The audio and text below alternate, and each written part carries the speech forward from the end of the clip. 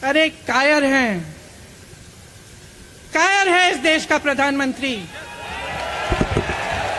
लगा दो केस मुझ पर, लगा दो केस मुझ पर, जेल ले जाओ मुझे भी, लेकिन सच्चाई ये है कि तो अब शुरू करते हैं कि सदस्यता जाने के बाद से ही प्रियंका गांधी घबराई हुई है, तिलमिलाई हुई है। और इसी बीच उन्होंने एक कार्यक्रम के दौरान माननीय प्रधानमंत्री को कायर कहकर सबको चौंका दिया है।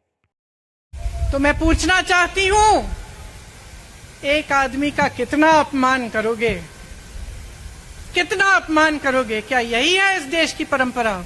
आप परिवारवादी कहते हैं, तो भगवान राम कौन थे? भगवान राम को वनवास में भेजा गया, उन्होंने अपने परिवार, अपनी धरती के प्रति अपना धर्म निभाया। क्या भगवान राम परिवारवादी थे? क्या पांडव परिवारवादी थे कि वो अपने परिवार की संस्कारों के लिए लड़े? और हमें क्या शर्म आनी चाहिए कि हमारे परिवार के सदस्य शहीद हुए इस देश के लिए, कि इस झंडे में उनका खून है, इस धरती में उनका खून है, इस देश के लोकतंत्र को मेरे परिवार के खून ने सींचा है। और जो सोचता है कि हमें अपमानित करके हमें डराएंगे, हमें धमकाएंगे, जो सोचता है कि तमाम एजेंसियों को लगाकर हम पे छापे मारकर हमसे कुछ भी कर ले, हमको हमें डराएंगे, वो गलत सोचते हैं। हम डरने वाले नहीं हैं। ये सरकार पूरी कोशिश करती है कि आपका ध्यान भटकाया जाए। अब आप सोचिए, कन्याकुमारी से कश्मीर तक एक आदमी चला, उसके साथ लाखों लोग चले। क्या पैगाम लेके चला? किस लिए चला? उसके दिल में क्या भावना थी कि लाखों लोग देश भर से उससे जुड़ के चले? समता, एकता की भावना थी। आज आपके सारी मीडिया, आपके सारे मंत्री, आपके सारे सांसद, आपके सारे कार्यकर्ता कह रहे हैं कि राहुल जी ने विदेश जाकर देश का अपमान किया, राहुल जी ने एक वर्ग का अपमान किया। क्या एक आदमी जो कन्याकुमारी से लेकर 5000 किलोमीटर कश्मीर तक चल के ये रोज रोज कहता है कि इस देश को एक होना चाहिए, सबको समान दृष्टि से देखना चाहिए, क्या ये आदमी देश का अपमान कर सकता है? आप सोचिए, राहुल गांधी दुनिया के सबसे बड़े जो शिक्षा के संस्थान है वहां से पढ़ के आए हैं। हार्वर्ड और कैम्ब्रिज की उनकी डिग्री है। कैम्ब्रिज से उन्होंने इकोनॉमिक्स में मास्टर्स डिग्री, एमफिल डिग्री उनको मिली। आप उसको पप्पू बनाते हैं। पूरे देश भर में आपकी सहायता के साथ मेरे मीडिया के दोस्तों, डिग्री आपने देखी नहीं, सच्चाई आपने देखा नहीं, उनको पप्पू बना दिया। फिर पता चला कि ये पप्पू तो यात्रा में निकल आया, और पता चला कि ये तो पप्पू है ही नहीं। इसके साथ तो लाखों लोग चल रहे हैं। ये ईमानदार भी है,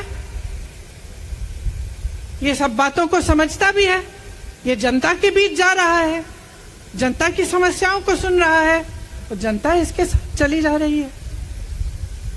तो घबरा गए कि राहुल गांधी ने संसद में वो सवाल उठाए जिनका उनके पास जवाब नहीं है। कि एक आदमी को रोकने के लिए इतना सारा करना पड़ा। जिस आदमी ने राहुल जी के खिलाफ सूरत में कंप्लेंट लगाई, आपको मालूम है कि पिछले साल उसने खुद कचहरी में जाके बोला इस पे आप स्टे लगा दीजिए। 1 साल के लिए अपने ही केस पे स्टे लगवाया। फिर वापस कब गए केस खुलवाने के लिए? राहुल गांधी के संसद में अडानी के भाषण देने के 1 हफ्ते बाद। 1 हफ्ते बाद वो आदमी वापस जाता है, कहता है केस खोल दी, सुन लीजिए, अब हम तैयार हैं। 1 महीने के अंदर अंदर जज कह देते हैं कि राहुल गांधी को 2 साल की सजा मिलेगी। आपने देखा इस देश में कितने केस हैं कि जेल में 10 साल के लिए पड़े रहते हैं, उनकी सुनवाई नहीं होती। ये तो सुनवाई भी फट से हो गई, जजमेंट भी फट से हो गई, सजा भी फट से हो गई। और आपने कह दिया अगले दिन कि 8 सालों के लिए ये चुनाव नहीं लड़ सकते, संसद से बाहर कर देंगे इनको। वाह वाह वाह वाह वाह वाह, बहुत धैर्य है आप में। अरे कायर हैं, कायर है इस देश का प्रधानमंत्री। लगा दो केस मुझ पर, लगा दो केस मुझ पर, जेल ले जाओ मुझे भी, लेकिन सच्चाई ये है कि इस देश का प्रधानमंत्री कायर है, अपनी सत्ता के पीछे छुपा हुआ है, अहंकारी है। और इस देश की बहुत पुरानी परंपरा है, इस देश की बहुत पुरानी परंपरा है, हिंदू धर्म की पुरानी परंपरा है कि अहंकारी राजा को जनता जवाब देती है। और इस देश की बहुत पुरानी परंपरा है कि अहंकारी राजा को ये देश पहचानता है। मेरे परिवार ने मुझे एक चीज सिखाई है कि ये देश दिल से बोलता है और दिल से सुनता है। ये देश सच्चाई को पहचानता है।